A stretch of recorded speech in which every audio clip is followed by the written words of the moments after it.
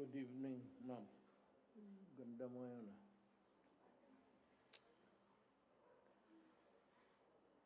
Mapo, oh, sit down. Nakukurnihan ng ditindig-tindig. I am ready to answer your questions. Henry Uri, DZRH. Mr. President, magandang gabi po sa inyo. Mayang gabi. First question po, after 13 days na maitalaga si Vice President Leni Robredo as ICAD Vice Chair, kumusta po yung assessment ninyo sa kanya? Masaya po ba kayo o tatanggalin na po ninyo siya? Kindly sit down. Thank you po. Okay. Because it will take a little bit longer to answer. You know, she had so many qualms, complaints about the drug war. And probably she wants to know why persons are killed and why we are being blamed for such deaths. We kept on denying, because it is the truth, that we have no hand in extrajudicial killings. And that is why I required PTV4 to post part of my briefer the previous night, because it is there where all arrests and incidents about drugs all throughout the Philippines are being posted. So you would know, makikita mo kung sinong namatay, sino hindi. And you notice that probably in 2 or 3 publications, there's 1, 2, or 3 namatay. But it is not really that many. As you can see, the symbol there is AAA, that's arrested. At saka yung N, it's neutralized. So yun ang patay. Added to that, sinabi ko sa kanya, tingnan mo, kasi malalaman mo. The other deaths, you cannot attribute it to the drug situation. Hindi lahat ng patay itapon mo doon sa parang when you say extrajudicial killing, it really means that it is the government doing it. That is what is it all about. So in lahat ng patay na walang suspect, ikaw ay mong extrajudicial killing, lahat naman talagang killing are extrajudicial. Ngayon, kaya sabi ko, tinignan mo. You might want to join, participate, cooperate. Why not you take the other, yung sa ICAD? Well, I cannot create an office. I do not have that power. It is only Congress who can create government positions. I cannot do it. Even if it is a delegated power to me in some of the laws. The rule is I cannot delegate what is delegated to me. I am a delegated authority, and I cannot delegate another authority based on the authority of my delegation in the first place. Ganon yan. So, tignan mo yung definition ng position dyan. And it says there about cooperation and all. Pero ang gusto ko sana, sa totoo lang, I mentioned it actually earlier. And I said that to give more teeth to her powers, so that maybe she can have her whatever she wants there. Sabi ko, as long as there is a security clearance from the government, from the military and the police, go ahead. Kasi sabi ko, cooperate. Sabi ko sa lahat ng police, you obey her. Ang problema kay Robredo is this. Right after she was appointed, she began talking publicly about inviting the Human Rights Commission, she was talking to the United Nations, she would want to talk to the European, at marami na siyang pinagsasabi.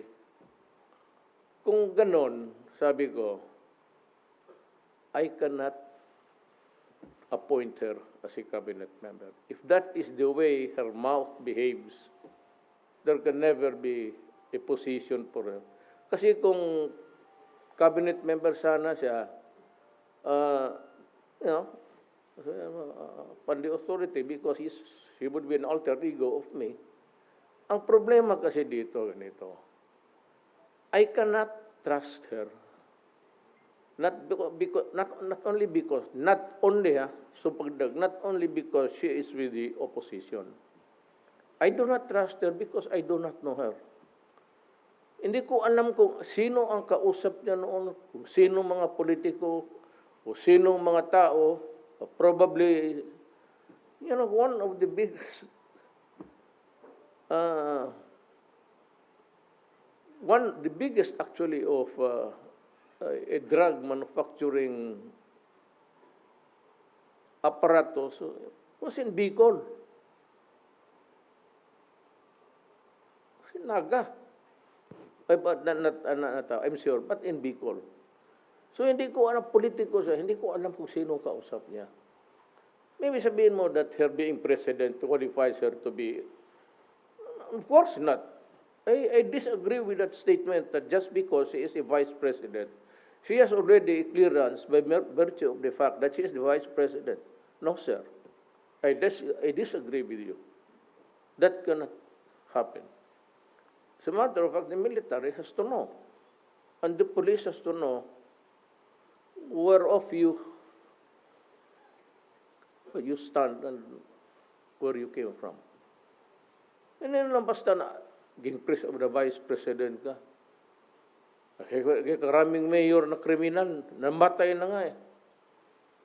The fact of an election is not a security clearance. So nung sige siya nagsalita, sabi ko, I will just forgo with the appointment of appointing her as a cabinet member. You know what? She's with the opposition. And she would be attending cabinet meetings. In that cabinet meetings, we discuss mundane matters, we discuss day-to-day matters, we discuss security matters, we discuss critical issues. Ngayon siya kung nandyan, hindi ko man talaga siya kilala. And the way she behaved right after I appointed her does not inspire.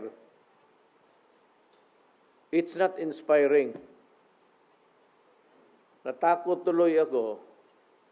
Baka pagitaan niya. Kasi she was questioning noon, yung judicial, gano'n na, kasali na ang politika. You know, I'll tell you what. Election is noble. It is a practice of democracy that you elect leaders to guide the nation. Election process, but sometimes be, thinker. And that is why you have election cases, barilan dyan. The process is abused and trampled. Kaya, delikado yan kasi doon siya sa kabila. Nandito ako, nagtatapunan kami ng basura. Ngayon, kung cabinet member siya and she goes to look into the records that are classified matters, China, whatever. Kung hingiin na yan, being a cabinet member, she would have access to everything, which is not. Alam mo, sabi ko, election is a noble thing. But politics is always dirty. Especially if you're the other side. Huwag mo na lang akong bulahin. Na, wala, I will say, kung anong mapulot mo dito, balang araw, 2 years na lang. and she wants to aspire for the presidency, if that is the way her mouth behaves, that is the way, scatterbrain eh. I will talk to this, I will talk to this, tapos may, and there are there in the Senate who are fishermen. Nasa Senate may mga fisherman dyan.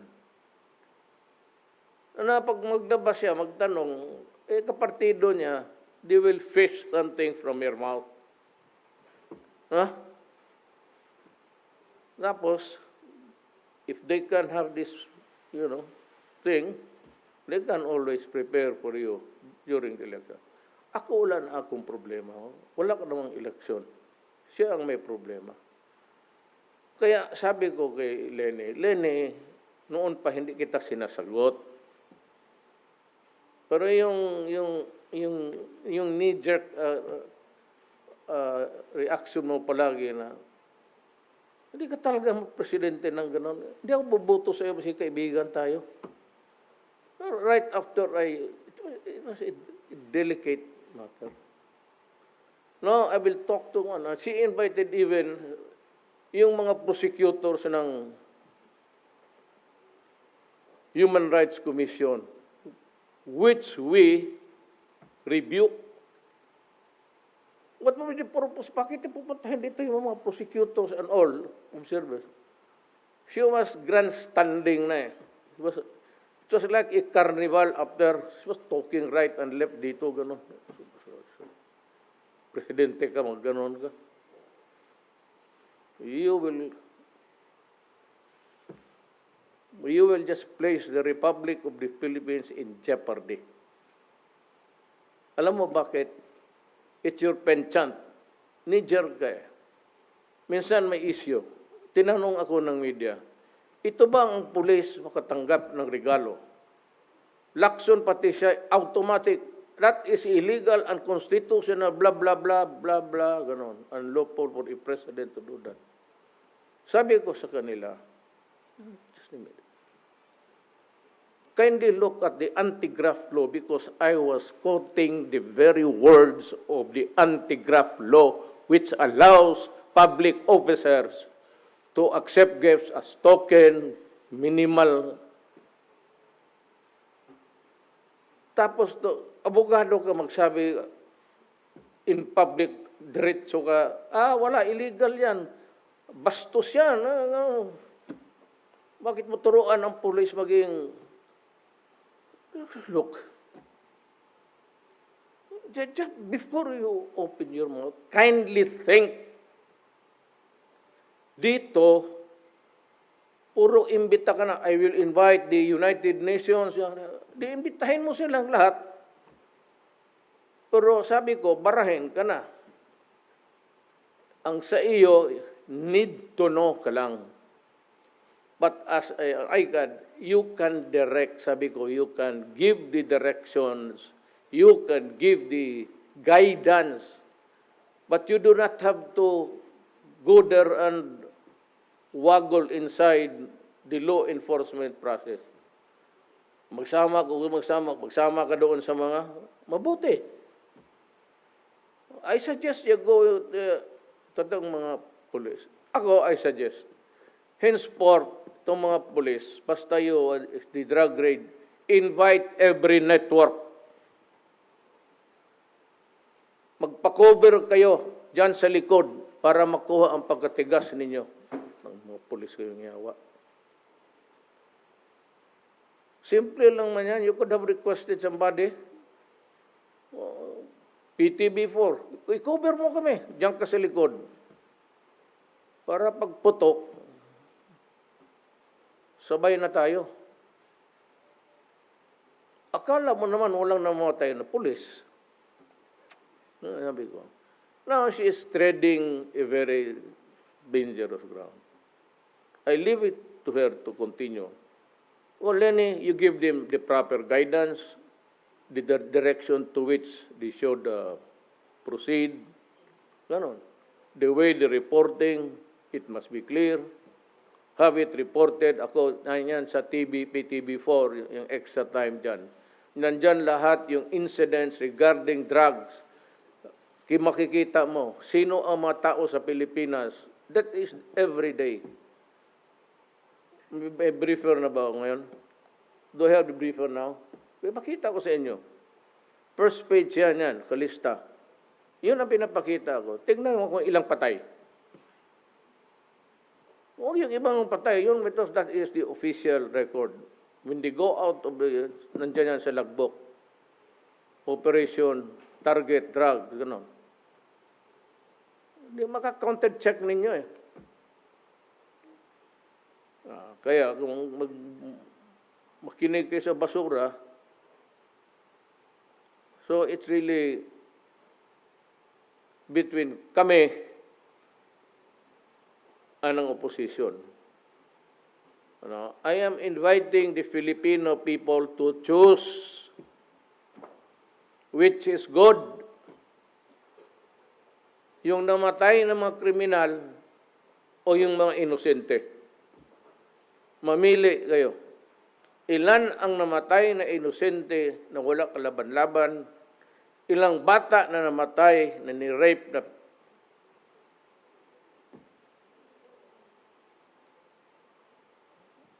at yung gruesome thing about, a 1-year-old child in Makati, tinuhog ng at sinira because the boy was attacked, including the anal of the body. Mamili kayo. If you believe them, continue believing with the opposition. It's graceful. Ito, may briefer ako. This is today's summary report. Presidential BP. Ibigay ko sa inyo. Ayan, makikita ninyo. Ano yung AAA, Rodel Sagon, Jason Aquino, Telegre, Mapakita naman ninyo. Ibigay ko ito sa inyo. Pakikopya mo yung first page. Pati itong second page. Ito lahat ito. Lahat dito puro drugs ito. This is the summary. This is a part of parang syllabus.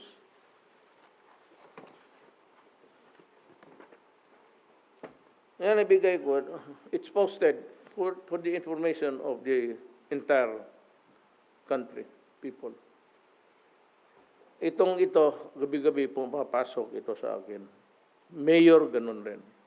Sinunod lang nila yung style ko. May mga pataya noon, pero lahat, walang ito. Ito, drugs lang talaga to. Dalawang pages. The first 2 pages. Have it reproduced on electronic copies, so I can give it to them. Ay, babaktuloy niya. Masyado kang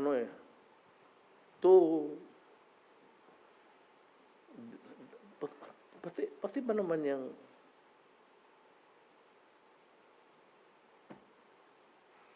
prosecutor and the tweet, kita ko yung tweet eh. I am packed and ready to go and arrest Duterte. Yan ang imbitahin mo. Ganon ang salita sa akin. Putang ina, Lene, sa harap mo, sampalin ko yan. Dalhin mo dito. I dare you, invite him. Sinabi ko kasi sa immigration, papasukin ninyo. I dare you. Kung talagang dedicated ka, papasukin mo dito, yung putang ina yan. Puntahan kita sa opisina mo, sampalin ko yan sa harap mo. Ito ang isampal ko.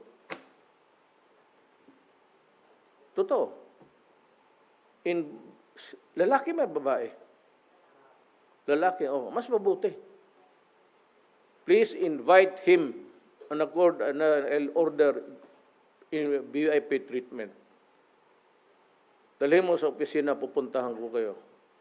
Sampalin ko yan sa harap mo. Bastos. Kaya ako, ang reaction ko ganun. Because I am not being given the opportunity to be heard. Of course, I tried answering. I tried to mga disclaimer. Nobody is listening.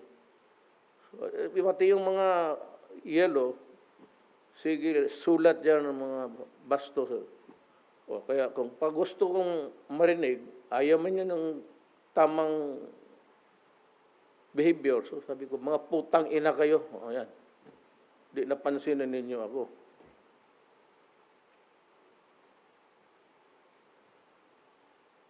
So yan ang, sandali lang, tapos, just let me round off the kay Lenny. Para, yan ang ano. So, ang election, maganda. Pero yung election process, sinisira ng mga politiko. Terrorism, vote buying, kung ano-ano na lang. But the election itself, provided in the Constitution, is a noble one. It's a sacred exercise. Pero yung politics na nagdadala ng election is rotten. Dito sa Pilipinas. Kaya nga sabi ko, kung anong makain sa bunganga ni Lenny dito, makuha niya, including gawin ko siyang member ng cabinet. If I make her one of the cabinet members, then she would participate in the discussion and would know everything that is classified, I said, mundane and just an ordinary thing. It's all discussed there. But sometimes, there are crisis days when you have to go into the records again and try to elicit from the military and the police.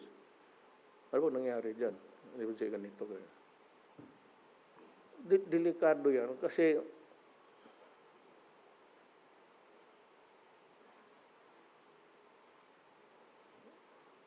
may mga tao rin ang gobyerno sa loob, including ang mga military. Have you heard of deep penetration agents? Well, okay. We are a republic. We are practicing good practices to safeguard the country. And so, I cannot jeopardize those things if I make her a cabinet member and then she would be demand, cabinet member na ako, you give me this job, then I will have to dwell on the records and everything that I wanted to know or I want to know. So, to my mind, in my own estimation, it's not good for the country. I mean, I don't care. Si tinkers with classified matters, secrets, bahala ka. Ako, bahala. Huwag mo lang akong galawin. But then, what do I...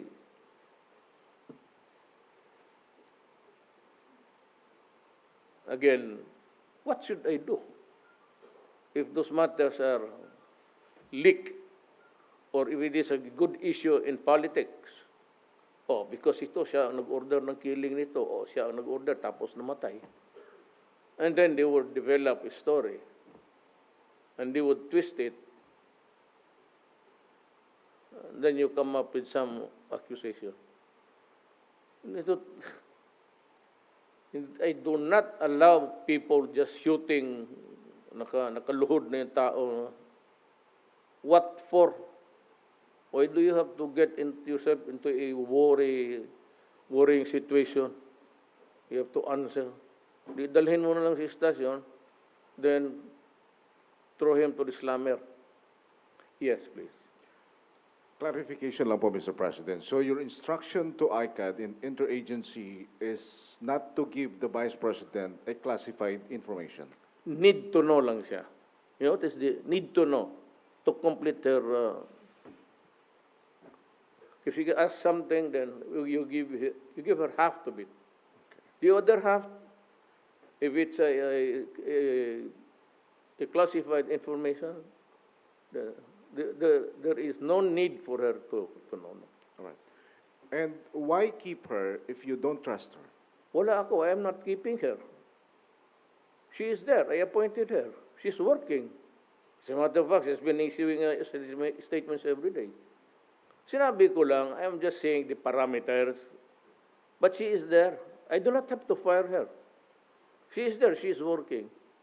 Ano, in the first place, actually, what she should have done, and should understand that, is to give the direction and the guidance. And of course, instruct the law enforcement agencies to make it more transparent to her liking. Paano ba ito, ma'am? Ano bang gusto mo? Picture. Pagkatapos, o yung testigos muna, pakinggan na sa recorder. O. Ito ba yung... Make it more transparent for the people. I never said I'm firing him. I said I decided not to appoint her as a cabinet member because I think I will jeopardize the whole situation, including records classified, which are secrets. Tawag nila dyan, state secrets. That includes everything from sensitive matters with our relations with China, then with the United States, and what happened to the equipments that we bought, that it went down. There are analyses there that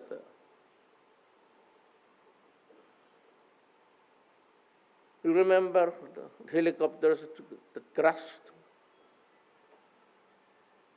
2 or 3, we paid for it.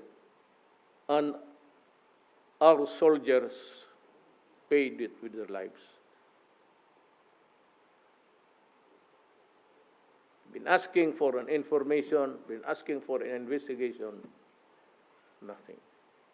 So we have this, where it came from.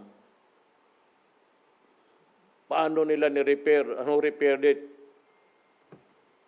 Kagaya ba ng noon, refurbish it and present it as new. Kung ito nahulog itong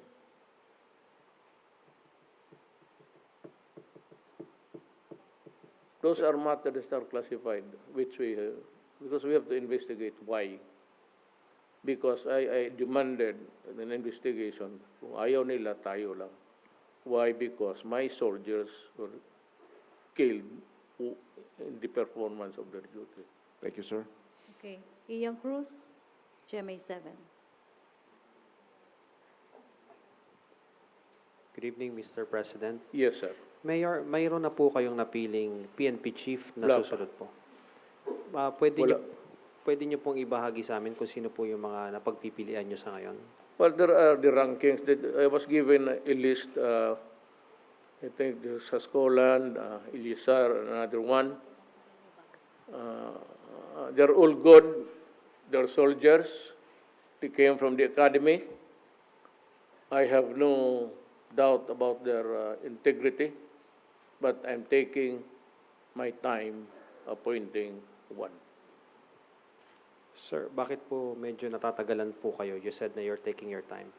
Because he would be appointing the heads of every department there, especially the controller and the finance people. Sino yung gusto niyang mapunta doon? Sino yung kaibigan niya? Ako kasi, pag binigyan kita ng pwesto, hindi na ako nagkikalam. Pag si Bato, when I appointed Bato noon station commander, I do not anymore magsabi ang barangay captain, wag yan, kasi ganon. Inuhuli kami. No. You go to Bato. O you go to itong mainit na ulo, yung PD, Danaw. Init ang ulo ng tao, bata. Pero he's good. Worker talaga yan. Pareho sila ni Bato. They can solve a kidnapping overnight. Sabi ko, I want that kidnapping. Ikaw, Danaw, bubugbog na palit. Sabi ko, ito, hanapin mo by no morning. ikaw na ang bugbugin ko kasi nambubugbog ka ng pulis.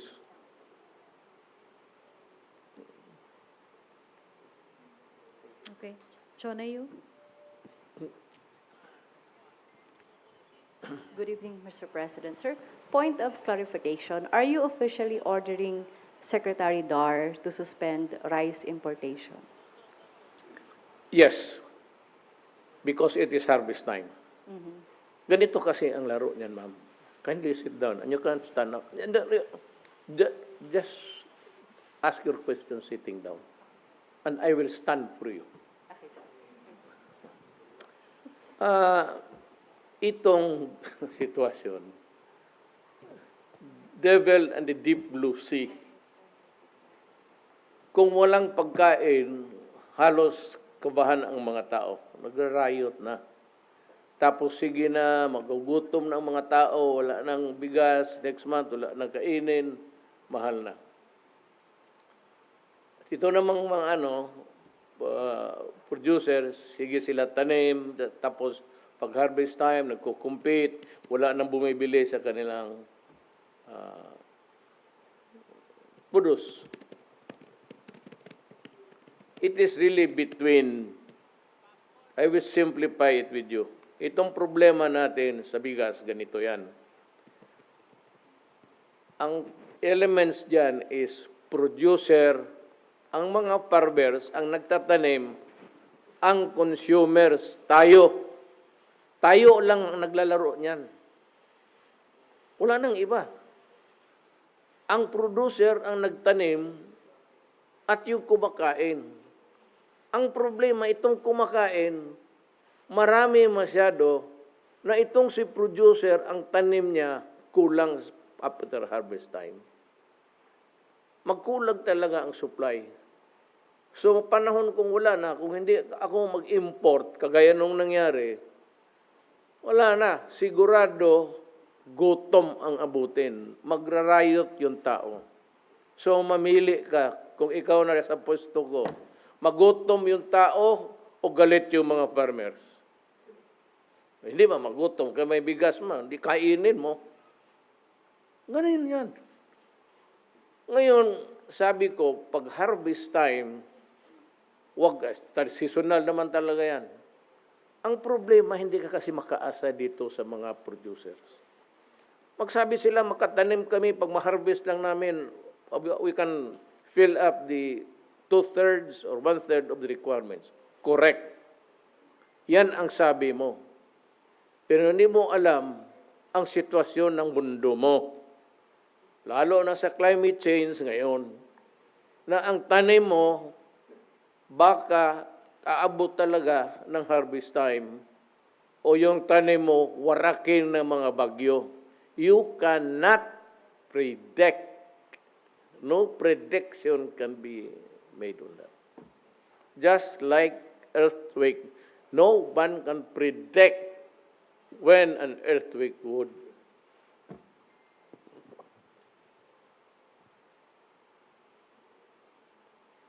Sir, Yes? hanggang kailan yung suspension? Kasi hanggang ngayong end of... Hindi ganito, ang simple niyan, ganito. Kung gusto talaga natin walang problema, bilihin lahat ng produce ng producer farmers. Bilihin. Ngayon, mahal. Farm gate nila. Babawi sila. Hindi na bali. Kagastos tayo, bilyon. Bilihin natin. Tapos, wala. Palugi tayo. Para yung mga farmers, may resulta sa pawis nila. Sino nalugi? Wala. Tayong Pilipino. Bilihin natin lahat yan. Tapos, dagdagan natin kasi kulang talaga. That's why, ang rice, mahirap noon. Alam mo bakit? If you import rice noon, bawal. Kung hindi man bawal, magkuha ka ng quota. Quota sa kurakot. Hingi ka ng permit sa gobyerno, patay ka na. Dadaan ka ng ilang opisina, hingi-hingi dito, hanggang pagbili mo sa rice. Pagdating doon, yung customs, hingi pa, handlers hingi. Tapos maghingi pa, paglabas mo, yung mga police dyan, maghingi ng checkpoint. Pag doon sa taas, hingi, LTO. Putang ina. Meron bang isa? Yung Department of tanggalin ninyo. Total, may mga NPA, hindi man kaya kayo maubos. O hindi yung nagti-checkpoint dyan, you better hang them. Dyan sa checkpoint, I'll give you the authority. Hang them. Yung humingi na nagti-checkpoint, hang them. And I will be happy. Ngayon, kung sobra-sobra na, ang Pilipino, sabi ko, visual. Pag makita niya yung rice, kavans, hanggang ceiling, pag tingin na yan, okay siya. Pag magtingin siya ang mga sako, ganyan na lang, kakabahan na yan. Tapos alam niya, wala nang harvest na mabili, wala pang importation because it would take so many days and months to do it. That's why may buffer ka. Sabi ko kay Pinyol noon, and I seldom talk to Dar. He's a very educated man. Sabi ko noon, the order, Mr. Dar, Secretary Dar, you fill up the warehouse. Hanggang dyan. Kung hindi makain, hayaan mo. Kainin natin yan. Masira, hindi na bali. Bili natin mura. But buy the harvest of the farmers, farm gate price. Malugi. Lugi tayo, Pilipino. Malugi, ilang bilyon? 3 billion? Lugi tayo ng 3 billion. Bakit? Para ang farmers mabuhay. Kaninong gastos? Gastos natin lahat. Yung nag-produce, pati yung kumakain. Kasali kaya natin sa 3 billion na bibilhin natin. Simple lang. What is the other remedy? Nothing. I cannot stop tarification. Why? It's to erase corruption. Yun nga hinihintay kong opportunity. Dumating talaga. Because everybody, well, not everybody, but there are somebody na ayaw rin kasi masira yung negosyo nila. Yung mga rice importers na negosyo pabili na ayaw niya. Oh, well, I'm sorry.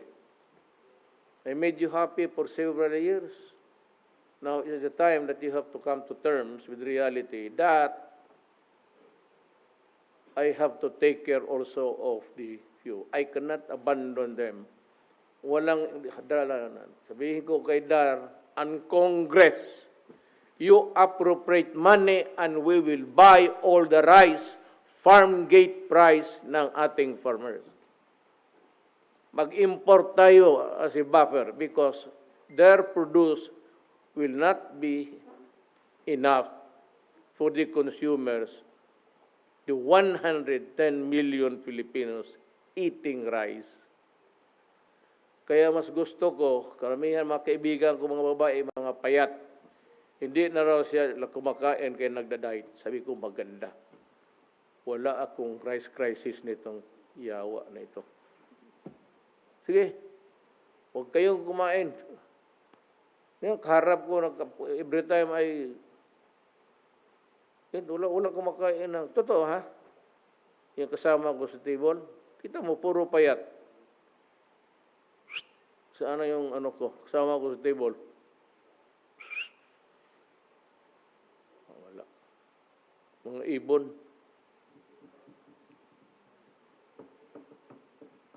Samahan ng mga feminist. Ang ito-hito-hito, gitaw-hitaw-huya.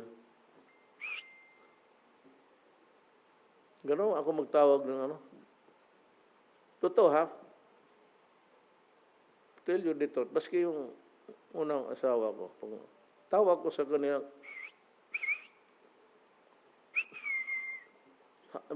saan ka? Dito ako sa kwarto niya.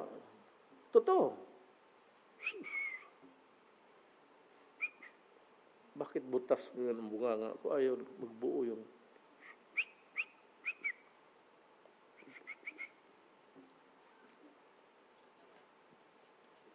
Ano pa po? Dito tayo sa kaldero, gusto ninyo? Tuesday yun. Tama si Taberna. Ilang kilometro magawa sa presyo sa Coliseum ni Trilon? Is it used every day? Well, if it is used and making money, fine. But how many kilometers of those public structures there in Iloilo, kung ginamit yun to cement all the highways there?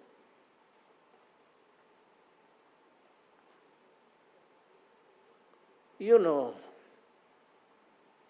there can never be corruption in that situation. Because you commissioned a national artist. Sino pangalan niya?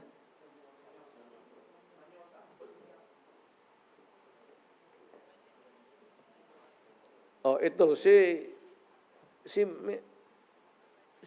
Minyosa was commissioned by the government to create yung nakita mo yung kaldero ngayon. It is a product of the mind. You cannot estimate how much nalugi ka because it is the rendition of the mind of the Creator. Kung yan ang singil niya, di sabihin niya, edi huwag mong bilhin yung ayaw mo. Yan ang presyo ko. That's like a painting. Yung pintura, magpumisyon ka, sabi pagkatapos, family painting na ano talaga, pati yung mga mukha namin dyan sa hanapin mo, sa taas. Yan yung nakagalere dyan. O, yung gumagawa niyan, binayaran yan. How much we do not know. Yung isang picture dyan ni Presidente Duterte, ginawa yan. It was paid for, kailan? Abot siguro ng 5 million. You cannot debate with the painter. Sabi niya, sir, yan ang... Na, magsabi ka, you create a symbolism of the athletic activity. That is the mind of...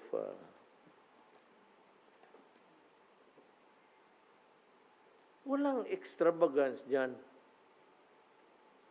Bakit yung Coliseum niya doon? Ganon kalaki. Bakit yan litlitan? Bakit ganon kalaki? Yun ang plano eh. Wala kang makuha dyan. It is the rendition of the request of government for this national artist to build. Siya lang ang nakaalam kung ilang presyo niya. How much did you pay? 5 million? 45? Well, that's about it. Di sana kung sabi mo sana, wag na lang. No, gaano ba talaga kaliit o kalaki ang kaldero? Besi nga. Sino ba ang pinakamalaking kaldero? Alam niyo, sino pinakamalaking kaldero?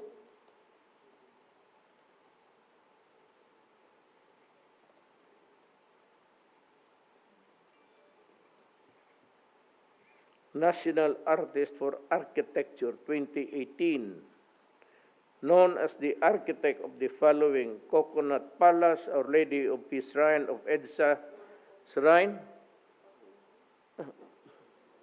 EDSA Shrine?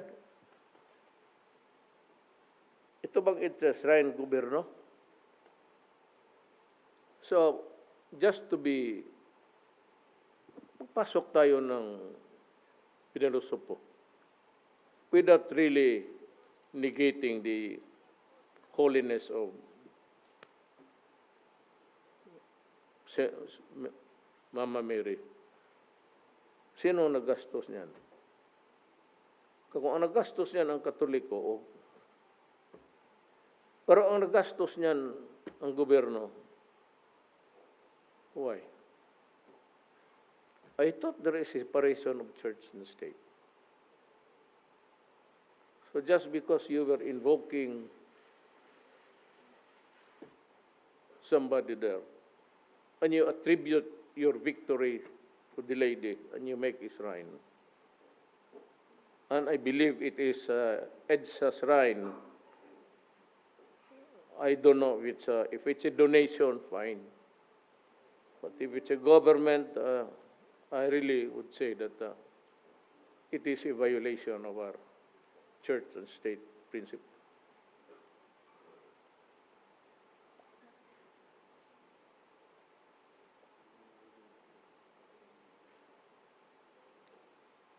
Memorial, ang mata ko dumadoble na ha. Metro Rail, Amampulo Resort. Studied architecture in Santo Tomas, father of the Philippine Neo-Vernacular Architecture. Tokatis na ito dito. I cannot understand. Yeah. So, if we agreed, ang sabi niya ang presyo niya is 45. So, how big is big? And how small is big? And how small is small?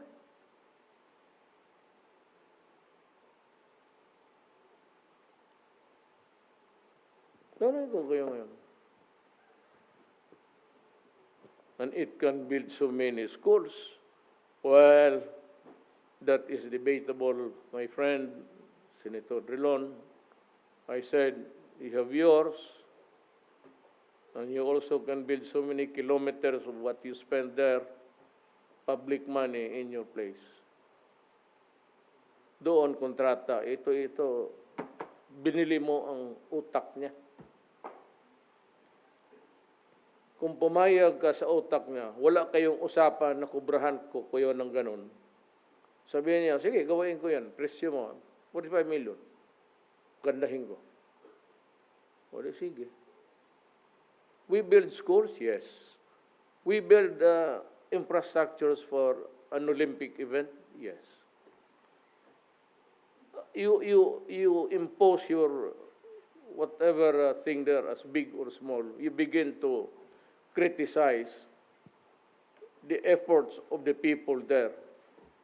Kung sabi ng ano niya na ito kalaki ang gawain ninyo, yes, following the wishes of the person who made it. And that person is valuable because he created something which you want to portray up there because of the coming Olympic. Ano ba naman yan? So, walang corruption. Maybe 45 million. But nandyan na eh. So, how big is big?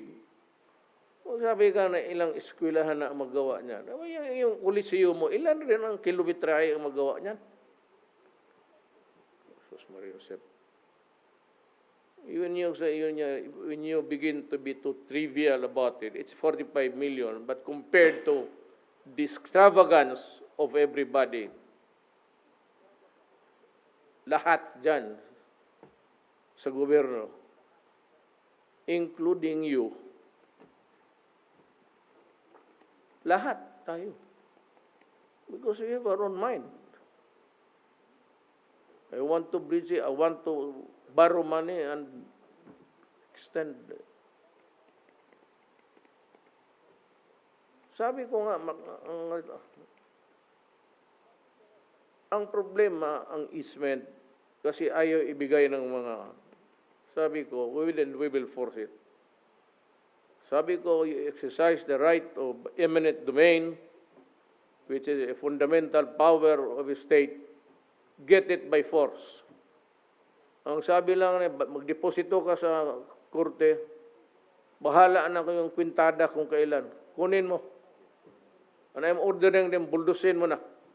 huwag kayong magbigyan ng, DPWS do not give me that shit. Transportation. You know that there is the right of eminent domain.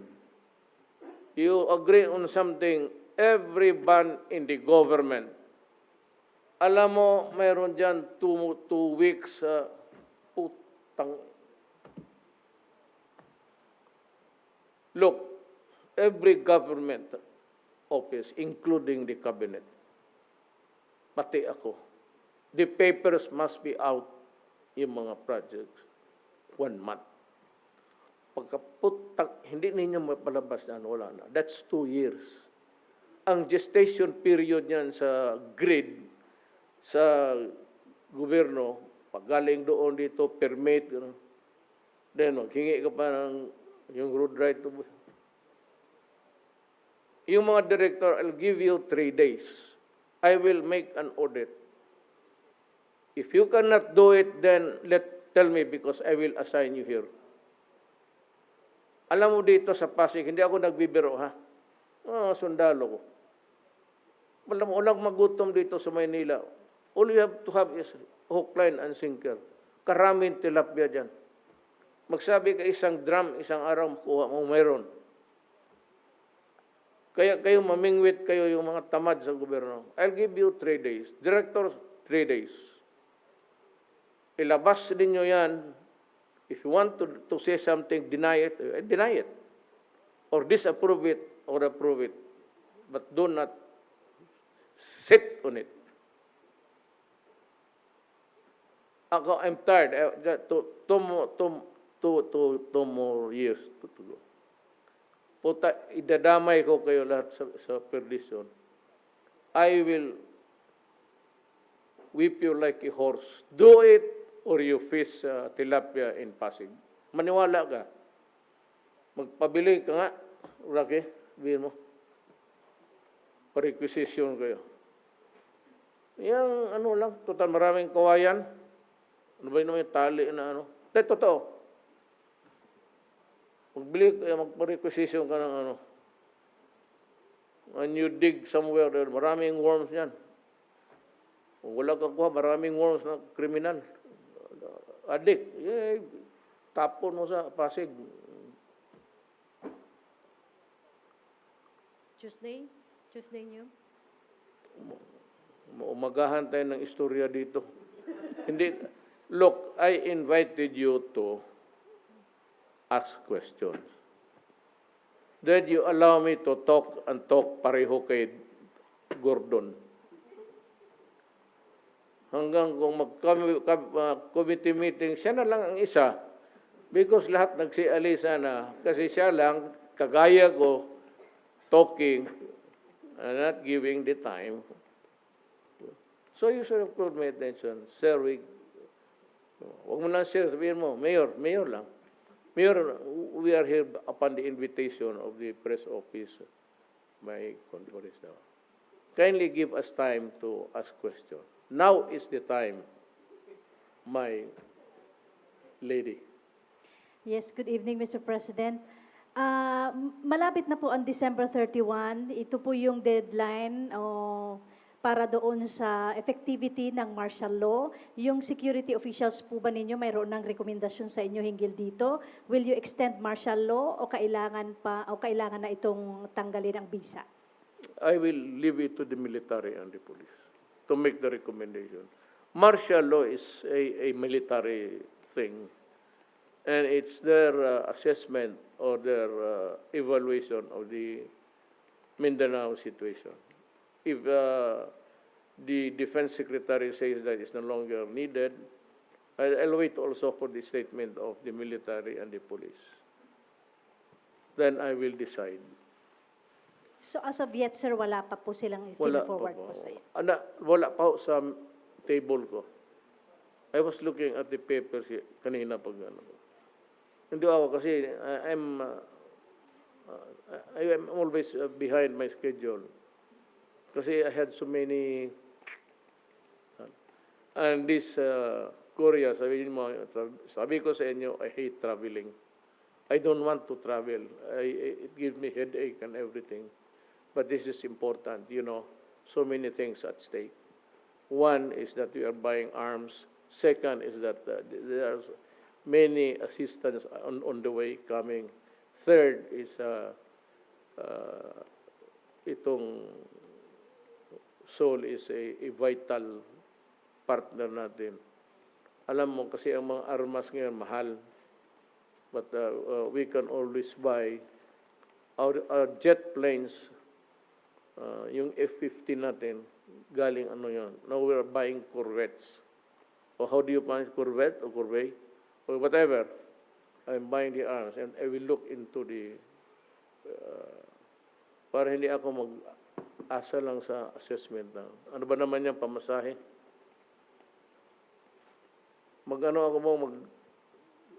Commercial lang ako, no? Puntang Korea.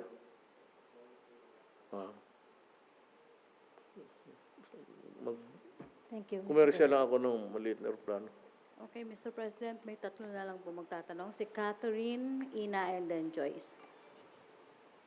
Ma'am, Good evening, Mr. President. Nakarating na po ba sa inyo yung findings ng Presidential Anti-Corruption Commission regarding po dun sa investigation nila sa dalawang cabinet secretaries na allegedly involved na po sa corruption? Sisibakin niyo po ba ito or will you keep them? nakita ko na, and they are investigating. I have yet to have the result. Alam ko na, kasi sa briefer ko, nabasa ko, yung one day na binasa ko. Pero sir, sino-sino po itong cabinet officials at ano po yung corruption issue po na involved sila? Wala mo akong alaman, actually. Wala pa sir. I do not know of any. I should know, actually. If you are corrupt, kasi papatawag kita dito sa opisina and we'll have a one-on-one talk. Wala akong. Kasi kung meron, I'd fire him. Sigurado yan. Pagtapos na, but let us observe due process. Alam mo yung kay ano, let me go back in time. Kay Albayalde, kung ako ang fiscal noon, itatrap ko talaga. At that time, kung yun ang ebidensya lang sa harap ko, because inimbestiga ito ng Department of Justice. I forgot the name. Ang isa si Malcontento. Is that his name? Oh, pero nagdududa ako kasi drug money. Tapos pinabasa ko, sabi ko, pag ako ang fiscal nito, talagang idadrop ko. Tapos sabi ni sekretary na, talagang wala eh. Kasi wala pa lumabas lahat. Yun ang problema.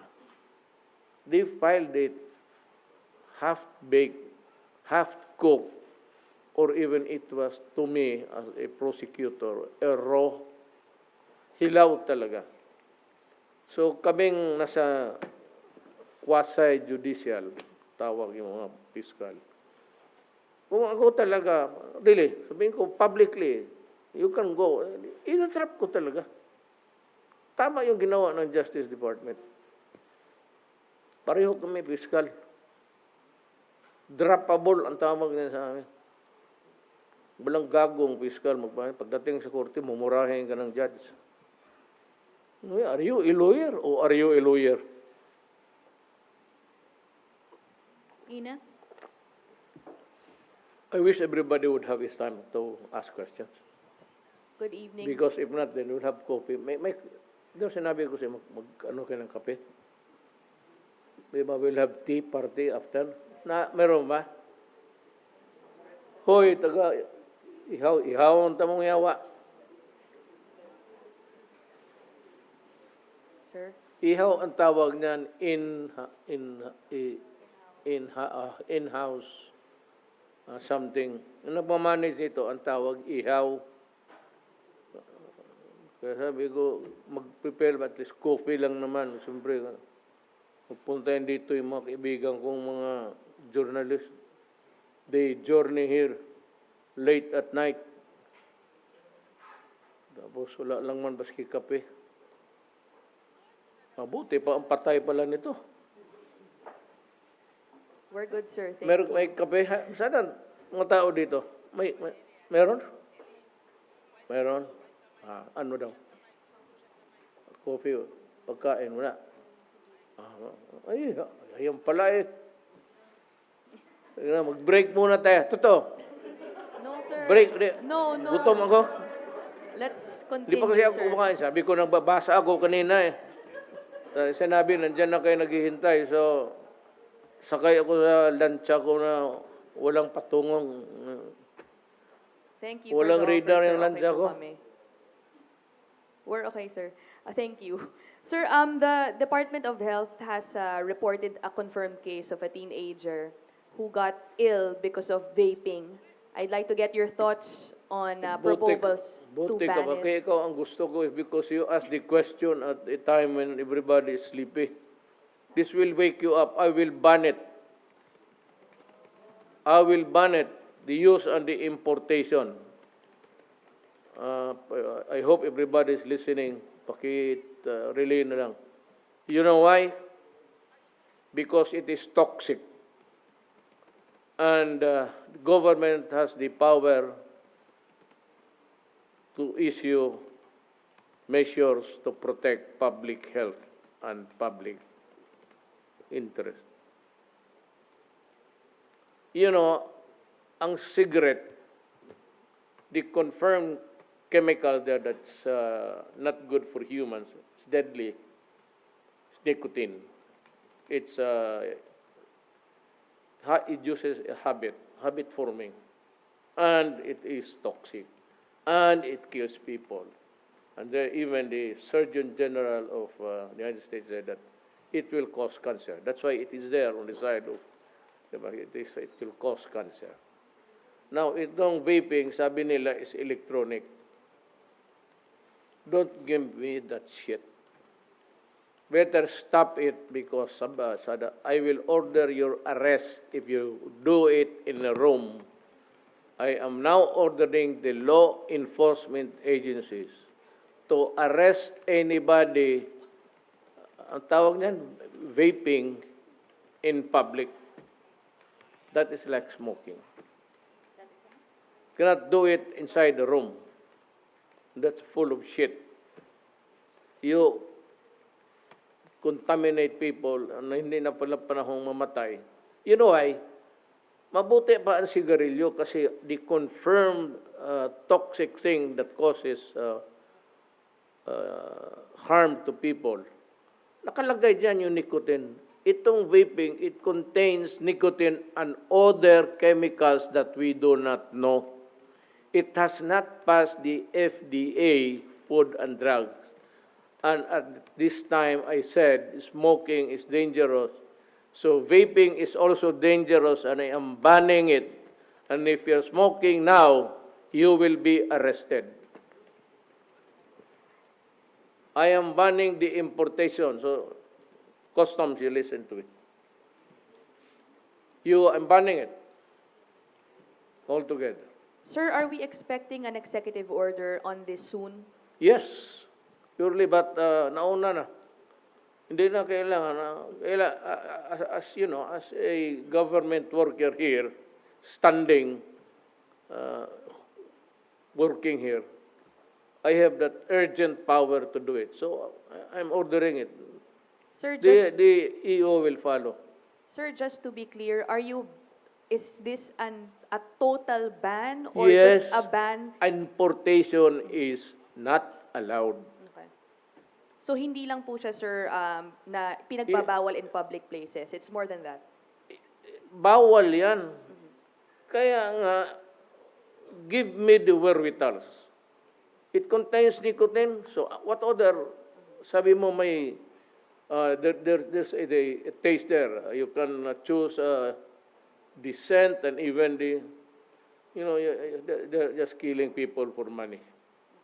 I will ban it because it is not good and it is contrary to public safety. Sir, last, this is still Huwag ka involving mag-glass. Sige lang. the Department of Health. Nakarating na po ba sa inyo yung listahan ng DOH about the list of more than 100 medicines na gusto po nilang ipababa yung presyo? I understand you're supposed to issue an EO also about this. When Wala pa are ako we na expecting this? ipabasa. No, wala pa. Hindi pa dumating sa akin. Kung dumating man, hindi ko pa nabasa. Okay. Ganyan kakapal yan. 2 days lang. I said, I read it. That's why it takes time. I did, kasi yung iba, hindi ako, I'm not trying to attribute it to anybody. Yung iba sa akin, pag initial na, wala na sila. No, I do not do that. Baski na may initial, umikot na yan dito, pagdating sa akin, babasahin ko yan. So that I know what I'm signing. Thank you, sir. Okay, last question, Mr. No? President. Joyce? It's still early, it's only 11. Good evening, sir. Sir, kamusta na po ang inyong kalusugan? Were you able to rest these past few Ay, days? nakita ka na isang tindig na lang ang ito nakapatong na. Ibig sabihin, hindi may injury ako. Gusto niyo makita? Saan po ito, sir? Itong visible ito. No, di hematoma. When you are old, hematoma mo, tagal yan. May walk with the limp.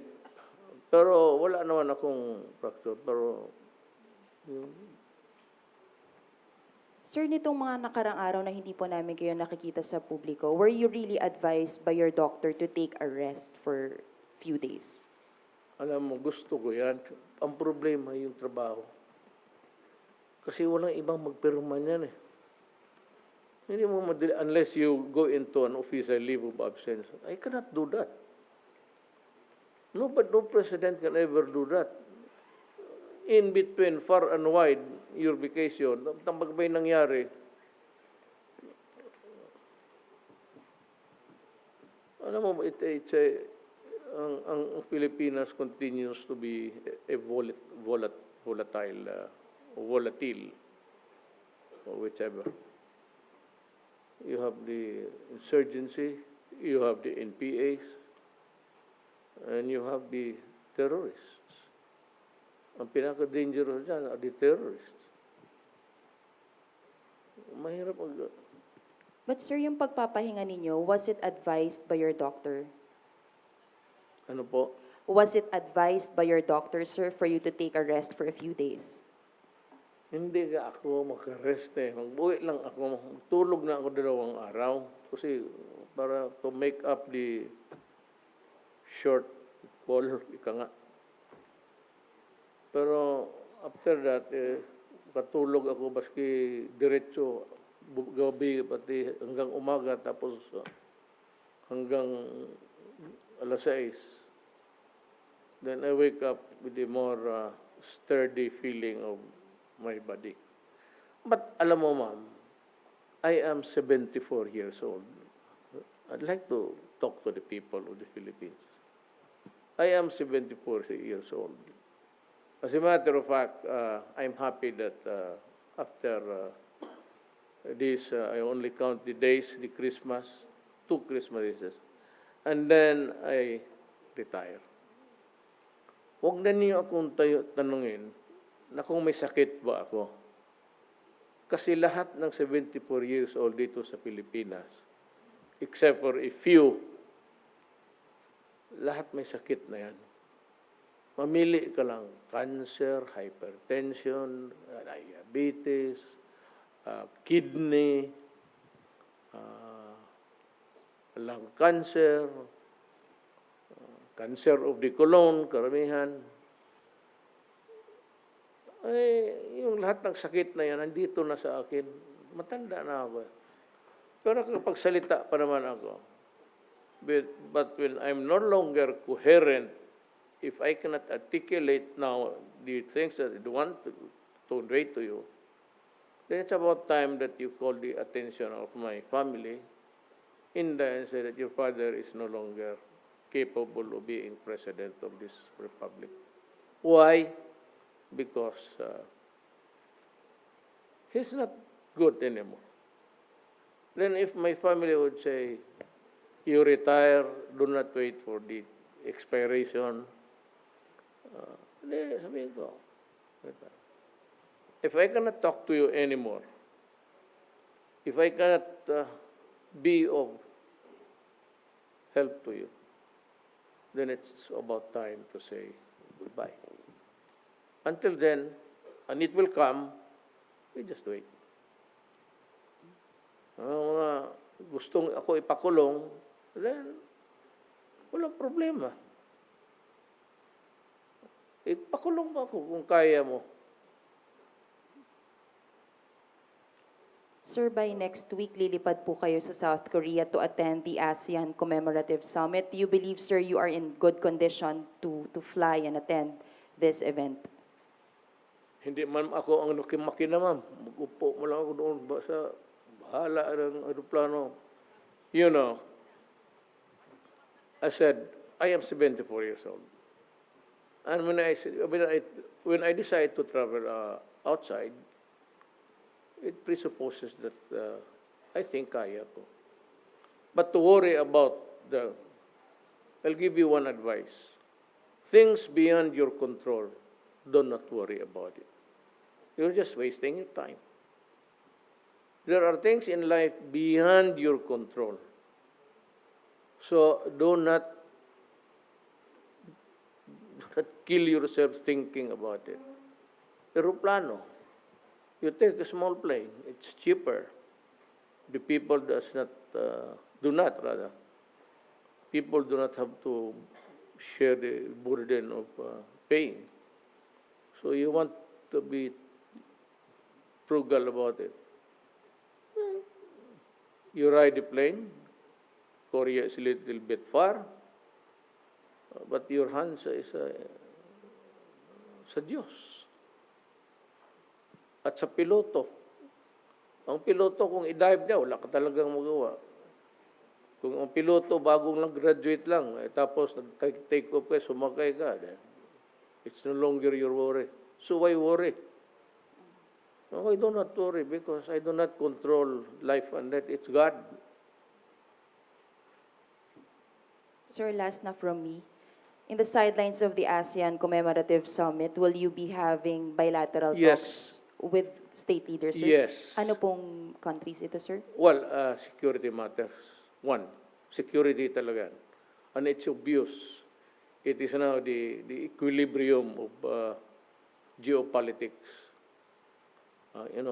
North Korea, then the Spratly Island.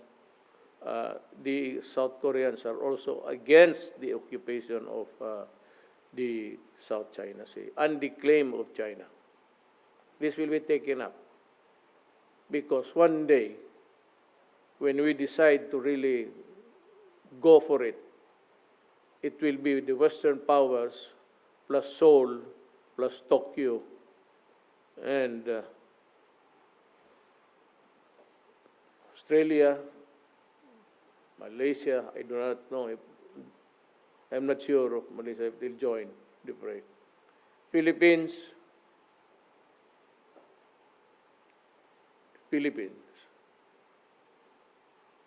I love the Philippines. It is the land of my birth. It is the home of my people. Alam pa ninyo yan? Yan kami noon. I love the Philippines. It is the home of my people. It is. Sir, just to clarify, I will decide when the time comes. I will not make any guarantees because I said we do not have even the firepower, and I will never commit to something which will just, massacre. Bahala kayo dyan. Tayo cover lang. sir, just to clarify, bilateral talks with South Korea, so that's sure, and then may ibang bansa pa po ba tayong kakausapin? I'll talk to Korea. But on the sides, ganun yan eh. Pull aside ang tawag nila. Pull aside is, pag nandiyan ka, birbahin ka, kunyari, dito, halika na muna sandali. Then you're in a room. Sabi, and yun ang pull aside is, kung gusto kang kausapin ni Abi o gusto kang kausapin niya, usap kayo. Wala yan sa agenda. Karamihan security. I said, if it is to the interest of the Republic that I will commit to any, then I will. But if it is not, I said, to the interest of the people of the Philippines, I will never commit to anything that would even jeopardize one life. Okay, pasensya na, Mr. President. Mag-last question daw si Henry. Opo. Hindi na, aga naman. Mr. President, in behalf of the Malacañang Press Corps, maraming salamat po sa inyo. Your Christmas wish sa ating mga kababayan, ngayon pong nalalapit na ang Yes. Kapaskuhan. That you will have your, ano tawag yan, yung kain sa gabi? Noche Buena. I hope that you will be sitting on the table, having Noche Buena with your family, and happy about whatever the situation finds us. I said we cannot control everything. There are things which is beyond our control, so just Okay. magkape muna tayo. Bakit kayo na inyo man yan? Sabihin niya, wag yan kasi kaming mga media, hindi kami, uy, loko-loko. Inyo pera yan, hindi yan akin. Bili ng gobyerno yan. Uy, ako pa pabilihin ng kape ninyo? Maswerte kayo. Kaya tayo doon. Pera niyo. Huwag kayong mahiya. Wala akong hingiin sa inyo. Kaya ayaw ko kayong kausapin nga para wala akong hingiin. And you know, nandiyan buhay pa man kayo. You covered me. You covered my presidency. Never ask anything. Ayan si taga Davao. Ikaw, Rocky. Tagal ka naman tayo. Tagal na ka. Nagkasyuta na lang tayo. Noon, wala akong hiningi na favorable article for you. Ang hiningi ko lang, kung sakali man na mayroon akong, I will decide one day whether to allow. Ang hingiin ko lang sa kanila, wala. I will just ask for the truth and fairness. That is all. You can publish anything as long as it is. Huwag mo lang i-twist. Publish mo, show it to the public, I would not mind. I guarantee you, I will even protect you. I am asking only for truth and fairness. That is all. Thank you. Kape muna tayo.